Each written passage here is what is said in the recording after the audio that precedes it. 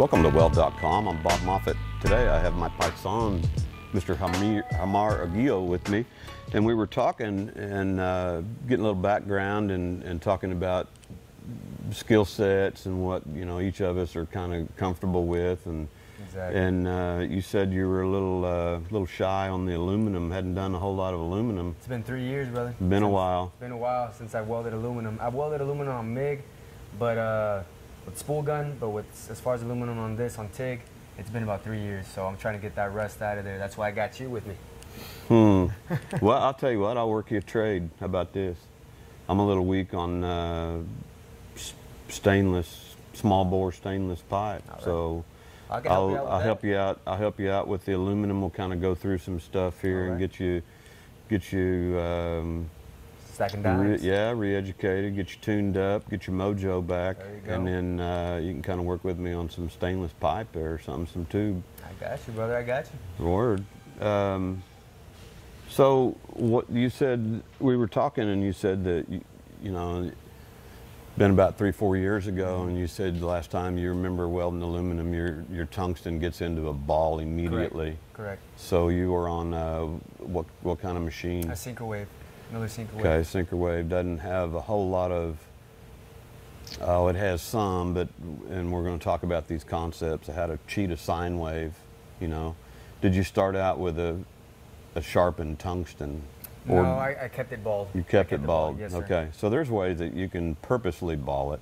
The main thing is we're welding aluminum. We want to weld on alternating current. Correct.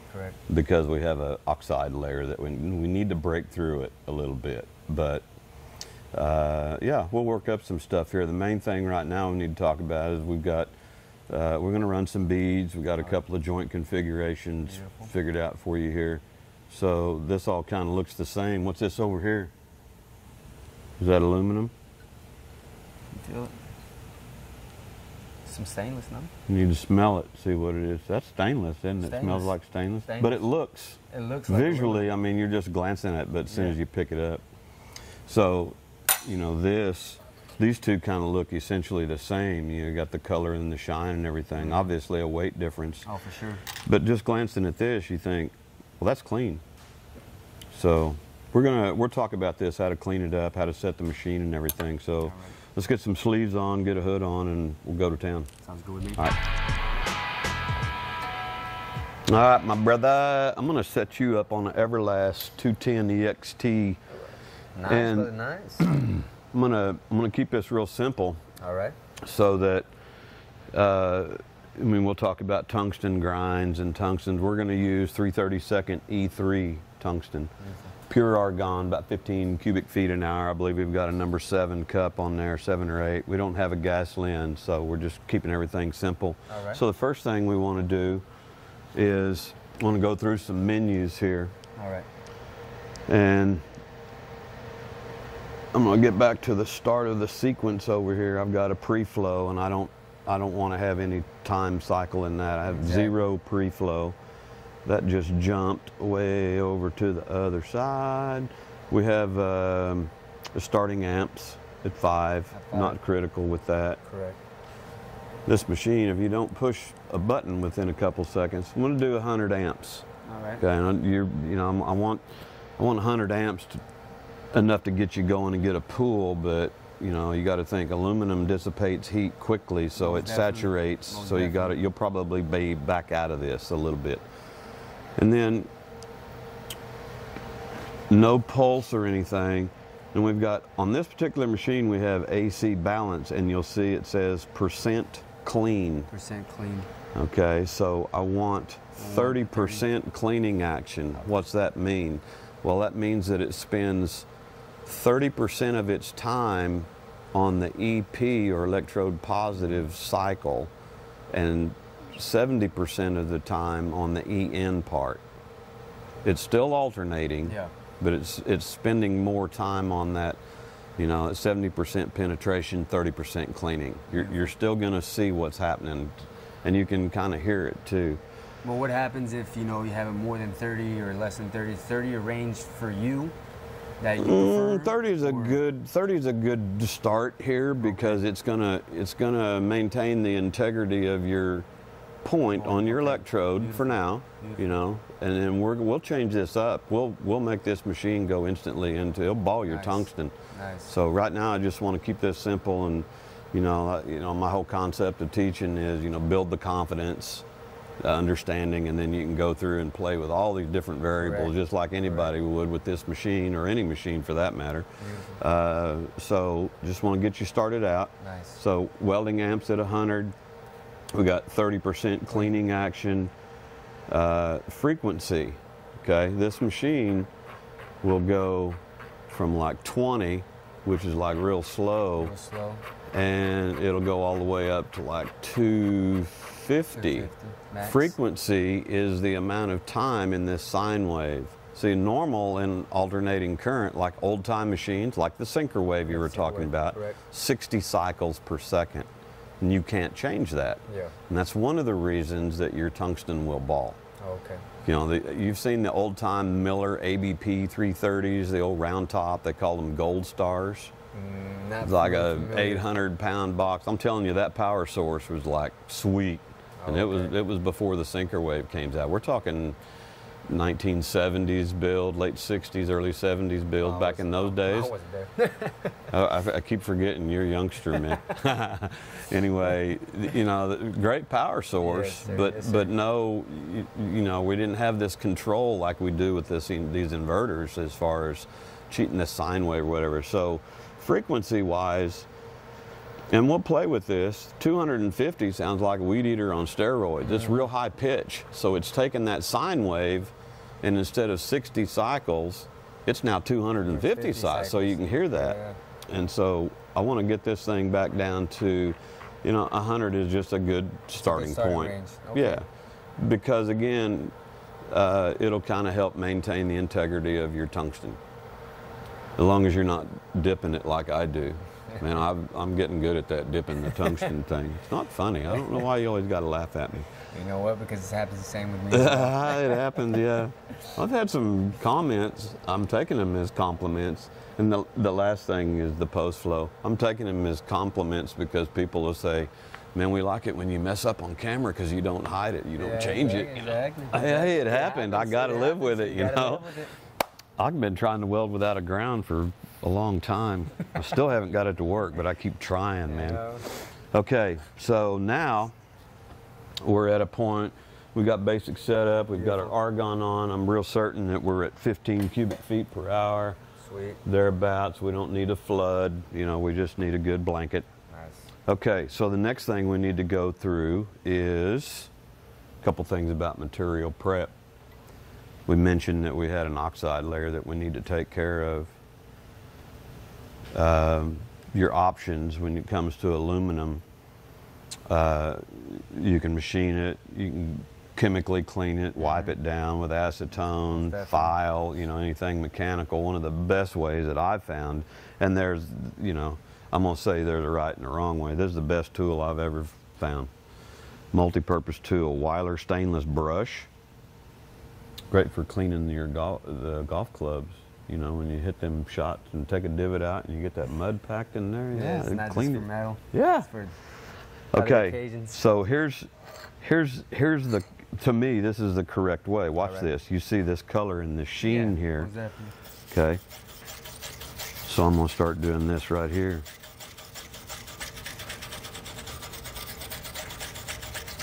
Instantly, you can see a difference already.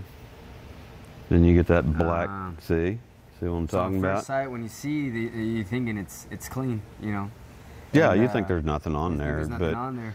but you weld on it and you'll see it. When you know, you've seen aluminum welds where they have this white haze out around the Yes, correct. out around the weld. That's the oxide layer Oxide being layer. broken up. Now, see, a lot of people will think, well, gee whiz, you're using a hand brush. Why don't you just grab this guy right here and put it on a grinder and hog down and get it done real quick? Isn't that the worst So- thing you can do? This is a big no-no right Okay. here, because mechanically this is super high speed. This is soft. All you're doing is like impregnating this oxide It's layer digging back more down back into in. it. So Yeah, a lot, you makes know, sense, people makes sense for sure. with, and these Weiler products, I mean, you know, good stuff. Here we've got the flapper disc. super light pressure, you know, you can kind of clean and get this going. I still like this in the end. For that. You know, again, you don't want to get into it and change the surface texture. You got to be careful on edges. So anything super light pressure, wiping it down with acetone. A lot of guys keep everything super clean. In your experience of aluminum, what have you seen? Like when you know it's dirty, you see anything floating in your weld pool? Oh yeah, It's a real black, like kind of like black pepper. Black pepper. Yeah, exactly like that. And so those are the oxides and the impurities that are coming off, and they're getting in your weld pool. Exactly. And to me, in my experience, Doesn't look too pretty. No, no. To me, in my experience with aluminum, it's like it's either good or bad. You know, I mean, when we're doing carbon steel and we're doing root pass on pipe, you know, you can kind of do some things and it'll clean itself out or clear itself or whatever. Exactly. But man, you start out on aluminum and it either goes and you get a good pool, or it just kind of turns black and it's sitting there fluffing around. And it's talking to you. It's going, Hamar, I'm not going to let this happen for you right now. Not today, brother, not today. Yeah. So I want to kind of scratch its surface here so you can run some beads. Nice, and then the other thing that happens is once you run one bead, yes, sir, and you're kind of heated up a little bit, you can, to me it's easier to clean again right next to the toe of the weld, so we run a series of beads. But again, you know, my hands were clean a minute ago, now I got this graphite looking stuff on there and it's getting worse. Let me borrow your shirt. Yeah. How thick is this this metal that we're using right here? This is like 11 gauge. It's like 1/8 inch. And I want you to run a couple of beads with no filler wire, just to kind of get your hand-eye coordination, get your arc length. Get it back, yes, sir. And watch this arc. I want you to listen to it, and we can run a series of beads here. And there's another thing I need to talk about with aluminum. You said you did some spool gun work. Have you ever seen really nice looking aluminum welds, like on trailers and stuff? I've seen a couple. And you know, crack right down through the middle of it. What's going on there? Do you know? I think it's the prep, no? No, not necessarily the prep. Aluminum has this condition. It's like hot shortness. It's a metallurgical condition. It's weak when it's soft, so when you're welding, it's real easy with TIG welding to fill that crater up. But when you're using a spool gun and you terminate your weld, what do you end up with? You end up with that little crater thing, unless you can kind of do a technique where you come back and fill it in. You need that, because if you ever look closely at the termination of those welds, there's like a little star Fisher looking eye thing in there. Right. Yes, Guarantee you that little crack, when you put something on the road and it's in vibration and whatnot, that crack will propagate all the way down through a very beautiful weld, right down through the middle of it, and you're going, wow, you know, why? Waste of time. So that's just the nature of aluminum. We can probably create that. You don't be surprised if you see that, and then we'll show you how to take care of it when we're welding. Yes, sir. Okay? All right, let's run some beads. Let's do it. Hey, old buddy. What's going on, brother?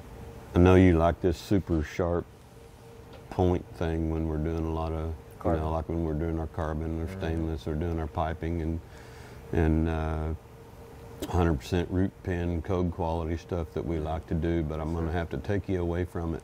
That's because this needle thing ain't going to work out so well. It's going to go away anyway. Hamar, we could do a big old long video on all the stuff that happens on alternating current, a lot of variables and variations and stuff. I just want to keep it simple. So I'm going to take and I'm going to take about half of your taper away from you. Okay. Okay. I'm going to show you how to purposely ball or blunt this. We can start out like this, and we can purposely make it a ball, and it's all within machine settings. But just kind of trying to keep it simple here. I just want you to run some beads, but I'm going to take this away from you, so don't get mad at me. I'll give it back to you. We like this right here. It's a little more directed. We want to get this arc. Hold it like a pencil, huh? Yeah, I mean, I do. However you're comfortable. Yes, but, you know, I kind of get up here. Of course, I'm fighting this cable here, but And we've got a flex neck torch on here, but it kind of helps out a little bit.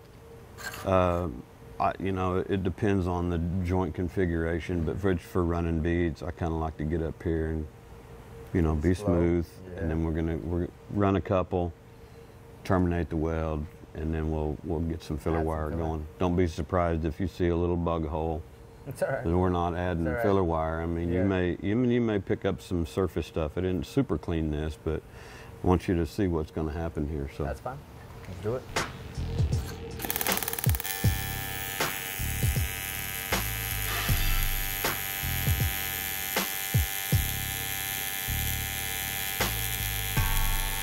Nice, just like that, brother.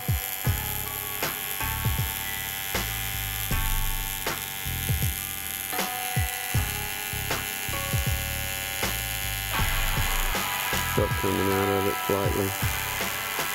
Now taper out. There you go. Nice. I thought you said you needed help with this. Like I said, It's been pulling my leg, weren't you? Man, nice. See what happened down here at the very end? I didn't pull out. Yeah. The heat's racing through this so much. Look at this, you get this little skin. That skin is where I never clean that. Have you ever seen a weld or seen somebody weld? You've probably done it yourself. I know I have. Trying to get a pool going on aluminum. Nothing happens, nothing happens. And then all of a sudden it like falls out like solder. You know what's going on? What's going on, brother? Aluminum melts at like 1200 degrees. Depends on what it's alloyed with. Guess how hot the aluminum oxide layer melts at? Hot, brother. 3700 degrees. So if you're not breaking it down, it's just sitting there like a skin. It's like you're melting the inside of an Oreo sandwich and it gets weak and falls away. It's got nothing there. So that's what that skin thing is all about. And I didn't get clean out that far. Now, see, you got this little haze right here, right next to it. So go ahead and run another bead right next to it. And then, you know, when like I say, about right down in here is when you need to start thinking about getting out of it. Now, when this when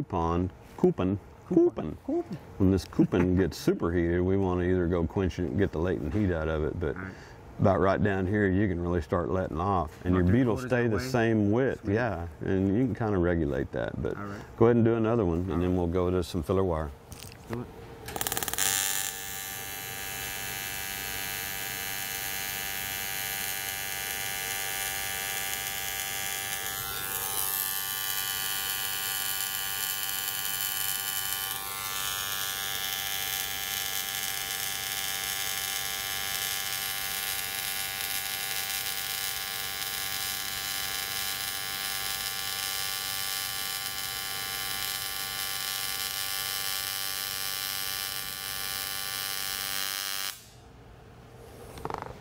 You're right around 92 the whole way.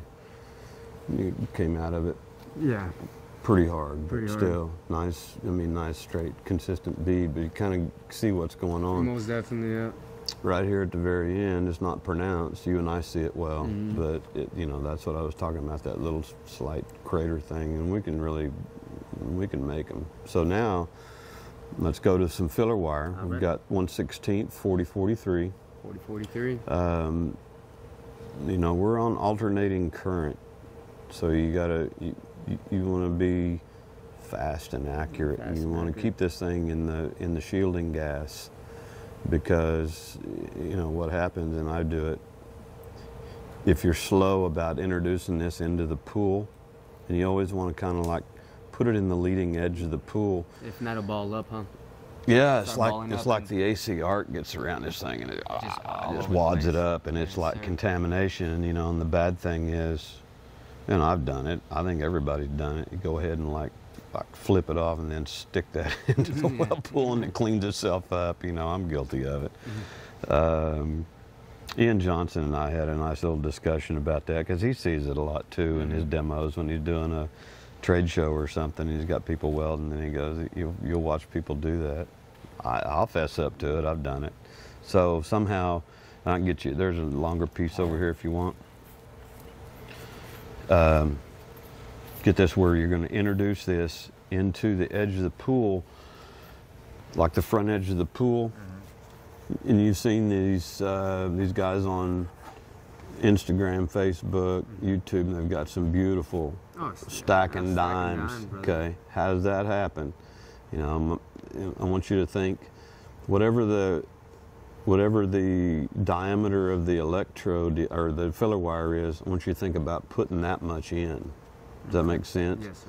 Because each time you add filler wire, you're like adding a cool mass. So you're putting that in there, and that's how you get that roll effect too. Okay. Aluminum will also kind of sink. So there's a couple of things going on, but just keep it simple for now and dab some in there, and let's see where we're at. All right, let's try Then we can go into a couple of different joint configurations.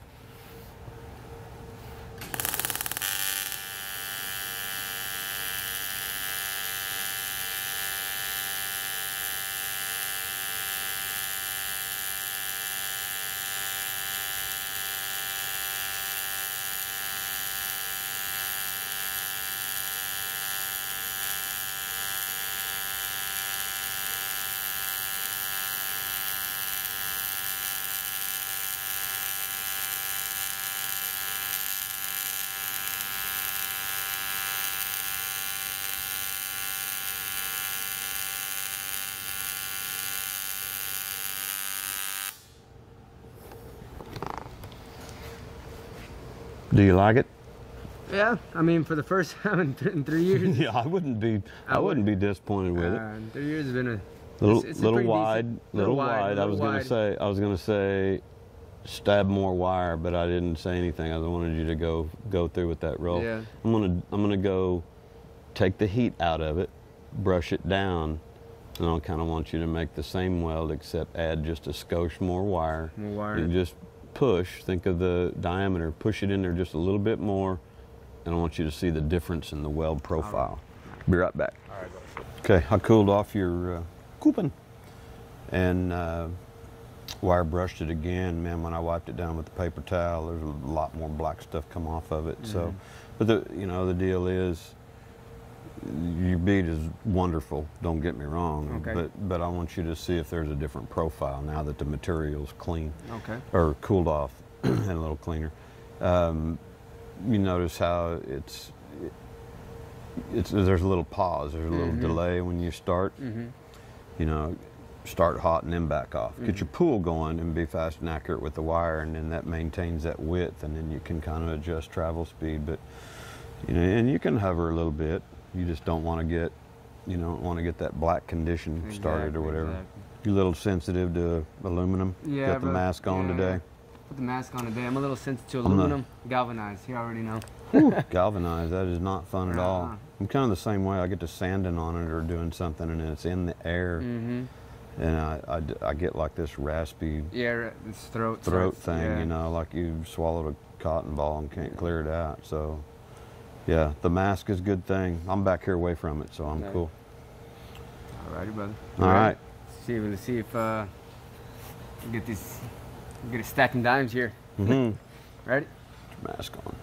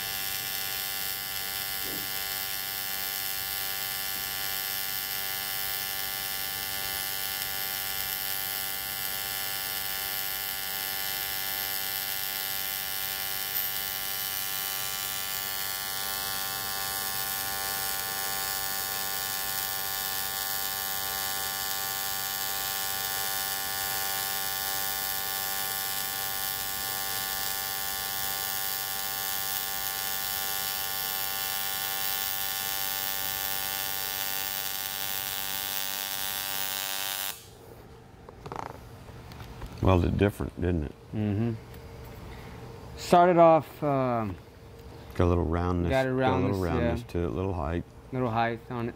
And then down here, when the coupon got saturated again, and To me, it looked like you were still putting the same amount in. Maybe you put a little less, but still, you can tell a big difference. You can tell a big difference for sure. Okay, so we can clean this off again or brush it and then run one right next to the toe of that weld. Hand me those whelpers over there, old bud.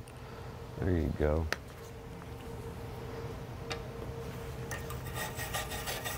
I hope I don't slip and run my elbow into your jaw there. All right, now run one. So you can always, I mean, immediately you can tell that color difference there, and you get that white haze. That had that shine on there. So when they're hot, they kind of clean off better too. Exactly. Run one right next to it in the toe of the weld, and just kind of, and let's go just a little bit quicker. A little bit quicker. Stab a little wire. Stab just a go little with wire. it. Just relax. Just relax and go. Yeah.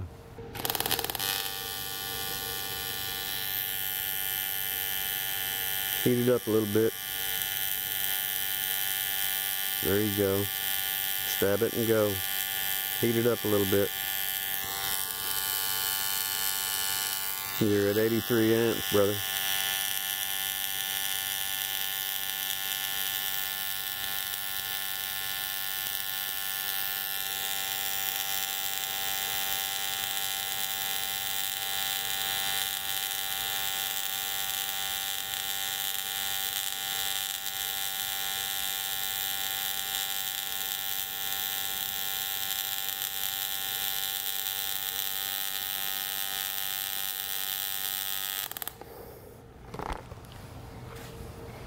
Talk to me.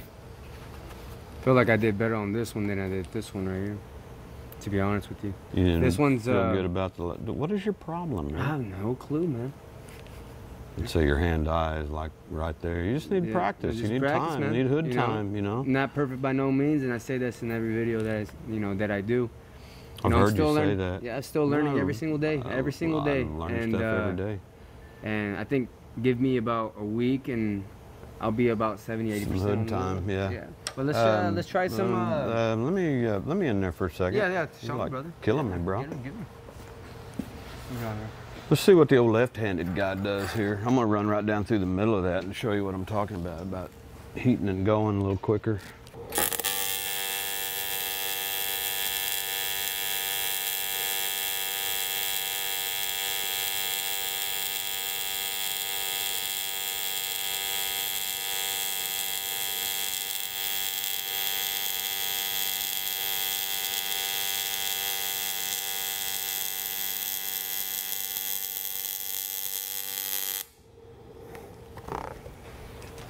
Sweet. See the difference? Big time. Yeah, I hammered this. I started at 100. I started at 100. I left it at 100, but I'm You're going fast. I'm pushing enough, and that's that ripple effect in there. Oh, okay, nice. That's what I'm saying. And then when I get down here, you can probably hear it and see it on the video. I started like tapered out of this thing the whole time. I'm still pushing. That's why I don't have a depression in there. Sweet, brother. So, Nice. I mean, and it's so subtle. It's so subtle, but that's kind of like the nature of aluminum. Hot. Hammer this thing, get the pool going quick, get it going. Exactly. And then, haul. Well, let me, To me, when I was doing that, I'm going, God, that looks dirty under the hood, but it obviously looks better than what it looked like to me when I come up out of the hood here, but still, the color. See, we've got this shiny, suspect looking color here, and then it goes back to a dull that we like, and then that's, again, it's a little deceiving. It kind of looked funny, and I'm not cleaning the wire, but anyway. Well, let me try to give it one more shot. Since I've seen you do it one more time, I think I got a grasp right now. Let me see if I can get it. Oh, gonna throw it down. Let me see. I'll show you one time. Now you got to show me up. Yeah, That's cool. No, close. Again, maybe the reason that this looked odd is because I'm going right over the top of that, into the toe of that previous weld. Not to say that your weld was contaminated or whatever, but we can brush this off. You can run right down the middle of that. Just run the toe of the weld just like we stack stringers. Exactly. That's the other good practice to do, is run right next to each other, and Pretty nice ripple effect That's there. a nice Kind ripple effect of there. go right down through that valley there and see what happens. Because this bead wasn't bad, you know. It wasn't bad. I think what I'm having trouble is I'm trying to keep them stacking dimes real tight.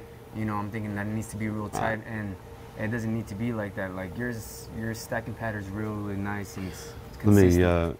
Let me dress that quickly. Okay. I'm just going to go freshen it up just a bit, and then we're going to talk about tungsten grinds, the effects of, and we're going to go through some settings, and I want to show you some cool stuff that it'll help you appreciate what alternating current is doing, what the machine's doing, and you know, that way you can kind of understand. You go, oh, okay, I got this now. It's not that hard. Exactly. It just seems like a lot to it. That's all. It does. But it's all good. We're learning. All right, Bob. I'm gonna try it out right now. Hammer down, brother. All the way. There it is.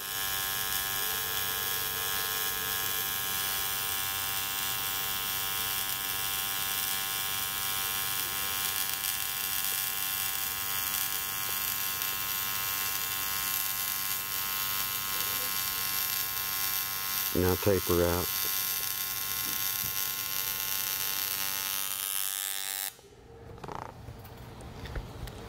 Better? Better. There we go. There you go, yeah. So I'm talking about, I mean, just hammer on it and get it going, and that you'll know when you can back off. Exactly. Yeah, that's better. Definitely felt a difference there. Way faster, more productive there Now, for sure. It's obviously when these things get superheated, they just tend to weld completely different. But that one was barely warm because we cleaned up your bullet there and everything. So yeah, okay.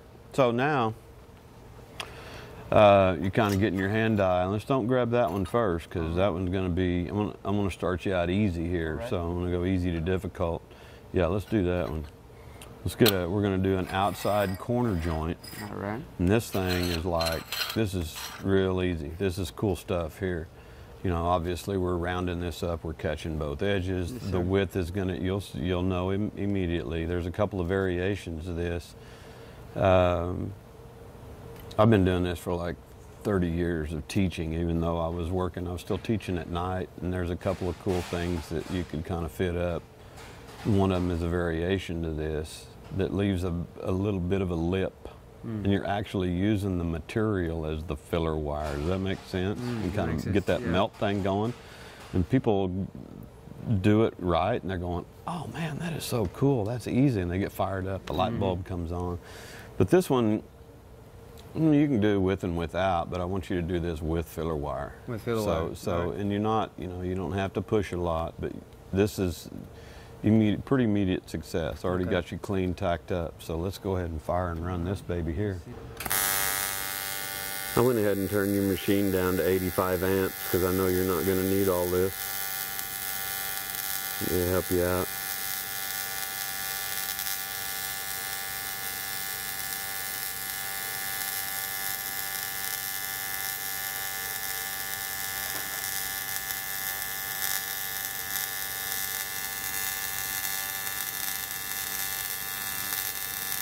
You want to do another outside corner? No, we can do. Okay, do a little lap. Do a little lap. See, we can recycle and keep using this. We can keep going. We can use this for other things. You already got this on the back side. We can do a fillet weld on the inside, run beads, stack. You can do all kinds of stuff. I'll show you another little trick here after a while too. Hopefully I can pull it off. You're all right. Sure. Didn't wreck it. So, heat sensitive, outside corner joint. Things are going to flow. And again, I told you I turned your machine down a little bit. What do you think is going to happen here? How are you going to, just thinking from common sense, how are you going to work this in there? Are you going to change your electrode angle? Which way are you going to put the wire in? Well, I feel like if I'm going to put the wire, I'm going to keep it right in the middle side. Okay. Okay, and probably angle this. Well, no, I can keep this straight right here, right where the torch is at. Good thoughts. Yeah. You don't want to force a bad position. I mean, we always have a little window that we can operate in. You got to know what that window is. Common sense will tell you that. But I've seen people push some extreme weird things, you know, and it's like, you know, again, this either happens or it doesn't, for me anyway. And I've seen people, they try to practice on this and they're going, what am I doing wrong? And it could be something as simple as that right there. Yeah, you know what I'm saying? Angle, just the Just angle. a little bit of an angle because of the frustrated. electron emission and the arc force and whatnot. So, all right, mate, give it a go. Let's do it.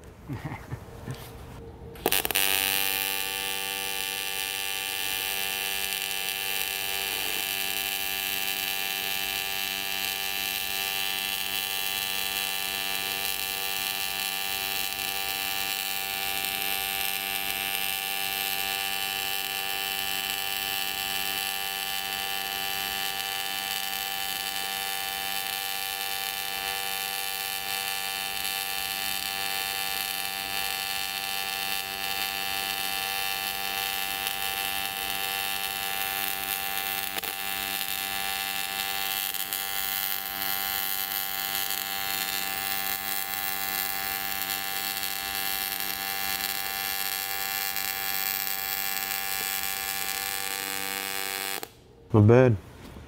Well, different though, didn't it? Yeah, well, I mean, definitely just from the nature of the joint configuration. Huh? exactly. Quick question, you feel anything, you feel any heat? I had a guy get a hold of me about, apparently he'd watched me on a video that we did or something, and when I'm tacking up, I'm down there real close, and I got my fingers wrapped around it like that. I don't feel And he said, he goes, man, if I get anywhere close to that, my fingers are like roasting. They are on fire. And I'm going, I don't no, feel I it. don't feel. I mean, there's heat, but it's not substantial heat to the point that Right. I'm like, you know, but there's... And obviously there's- we're not grabbing a hold of the cup Oh, or the of course, ceramic. yeah. There's so many different ways to hang onto a torch, but I remember that viewer comment.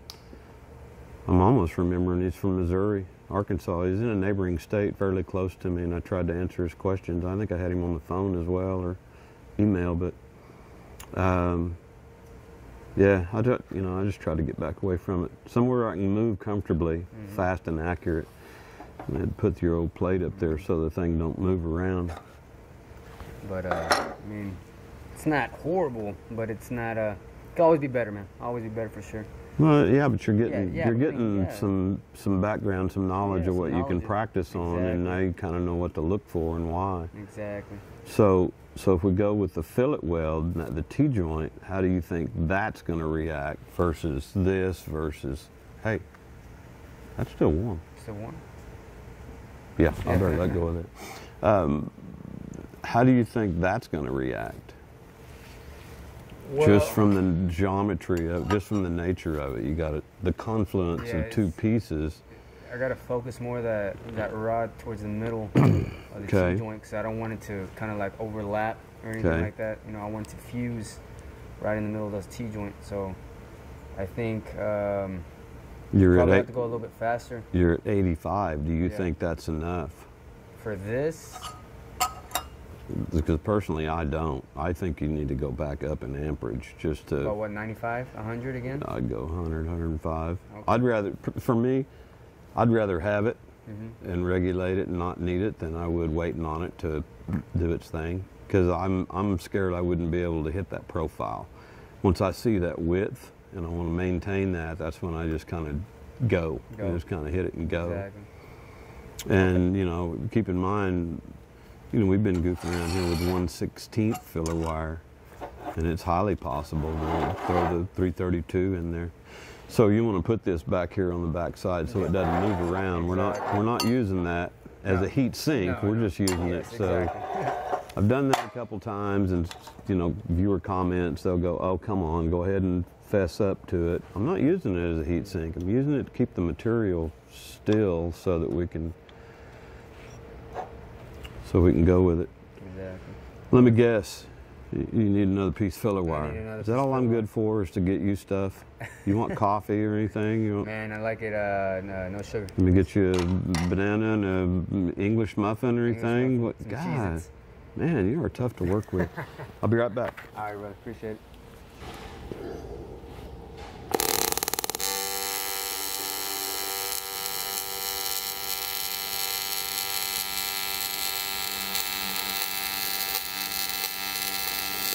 A little different weld, isn't it? Yeah, it is.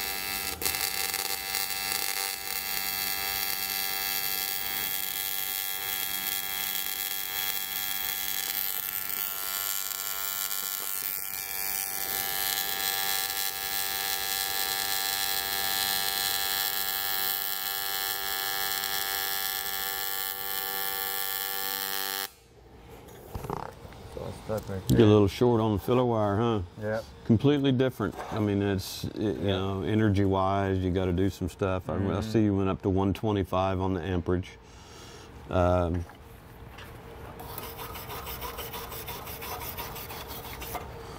You know, decent profile. Hey, you got some stuff to practice on now. You kind of realize, hey, we're all green on certain things. I know there's stuff that I need to practice on, and you know, got to step in and set some stuff up and go with it. So I want to challenge you to a couple of things, like real quick, and then we'll end this video. And I think we should probably do another one maybe on going through settings and understanding what's going on with the machines. Would that be helpful? Yeah, for sure. Then when you go home, you kind of got some background. You always got me on text, email, whatever you need. I'll come down and I'll come down and work with you. Yeah. You come down to Houston and lose some more weight. Heat's dreadful. Whew, little humid. Do a little sweating. Yes, sir. Okay, so let's trade places, and I'll show you a couple things real quick, and we'll end this one up. All right, sounds good. Here we go. Okay, when I said there's a couple things I wanted to challenge you with, all this material, all your little coupons, you know, we're running beads and stuff. Don't waste any of that stuff. No, never. You can go in there and stack welds and Always. stuff. Let them cool. Work on that bead profile. I think we had oh, this was our outside corner joint, wasn't it? Yep.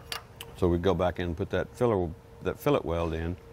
You know, obviously we need to crank it up a little bit. I'm still set where you were at 125, but now I'm obviously not going to use that because what I'm wanting to do is kind of break this up, pinpoint this, get this precision thing weld on the edge. I had a female student one time welding on an old time machine. Remember I mentioned the ABP 330, old time machine. This girl could weld aluminum that scared me. Yeah. It was so thin, and she could sit over there and do fillet welds. And It's crazy. I'd go by and check on her. It's like, I'm going, man, that is beautiful. She goes, you want to try? No, you're doing good. I'd walk away. I couldn't do it, you know. Anyway, a little edge weld. We'll just start out, just run the bead for control, and then the last part of it, we'll dab some filler in there. So let's do it.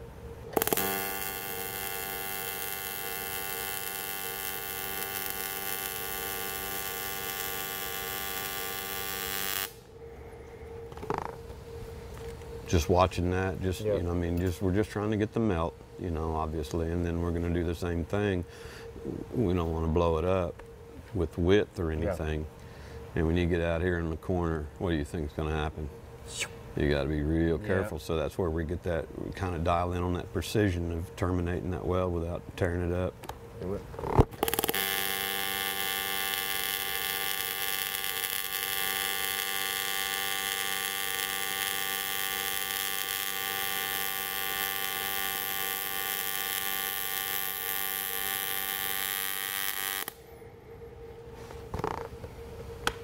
Kind of felt like I had dirt. See, there's that black stuff in there again, but you know, you clean your wire and everything and get that going in there. And there's sometimes you might even have to turn your gas down because you get like on the outside corner joiner, you get on the edge, creates that turbulence. Oh, okay. So maybe I've got a long stick out here for camera. So, and you can see and everything. Not the most beautiful weld as far as color or whatever, but in any event, filler wire, keep it clean. Anyway, good session.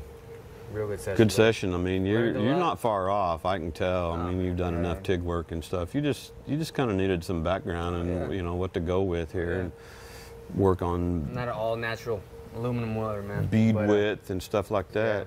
You know, I mean, hey. I had a great time. I had a great time, Bob. Somebody that welds aluminum all the time, they're really, really good at it. Put them on a piece of pipe, have them do a stringer, and they, you know, they're not used to that. So everybody's got their forte, you know. So. Always.